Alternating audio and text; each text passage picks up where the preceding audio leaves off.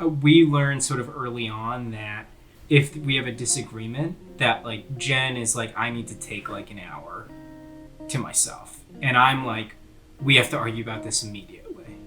So I had to learn to be like, well, I guess like, because to me it's anxiety, it like, produces a lot of, it's very anxiety inducing to just be sitting with something and being like, oh shit, like I really just want to talk about it and I want to find out what you're thinking. And then I had to learn like, well, let me go blow off some steam, I'll go bitch about it to some other people, and then I'll come back around to it. And I'll say that, you know, you can correct me if I'm wrong, but Jen, I think, had to learn to like open up a little bit more as well. Yeah. Because I think Jen was kind of thinking like, oh, we'd get mad and it would go away. And I was like, no, my mother was a therapist. So I was like, we have to talk about our problems. So I think that's something that we had to figure out early on. Yeah. Yeah. It definitely took some fights to do.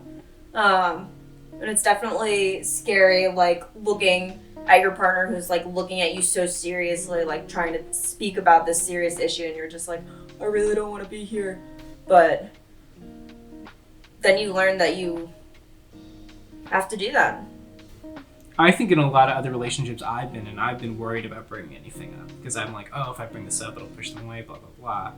But, I mean, through my own self-growth and, like, through, I think, particularly my relationship with Jen, I was like, if I'm annoyed about something, I'm going to fucking bring it up. Or, like, if I know that you're annoyed about something, I'm also going to make you bring it up. Yeah. Because to me, that's the only way that it's the only way a relationship is sustainable.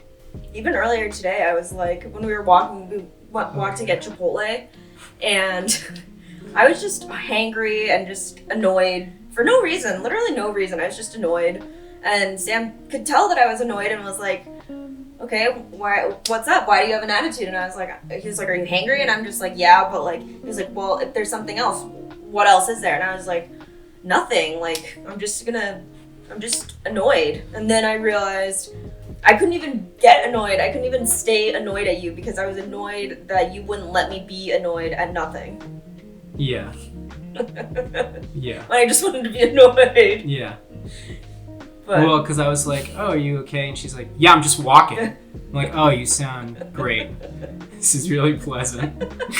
Well, in my head, it's like, I'm just like, oh yeah, I'm walking, but I'm not really good at keeping when I'm annoyed out of my tone. But yeah, I think, because that's something in relationships in general, like romantic or platonic, but I'd say for us in particular, the biggest thing has been like reading each other's like mood and vibe, and like also I would say like having to push ourselves to talk about things that are uncomfortable. Yeah. You know? Yeah, which we've done. Yeah. Hi, I'm Sam. Hi, I'm Jen. We've been dating for just over a year, and we live in Hyattsville, Maryland. And I'm Sam. Yeah. And she's Jen.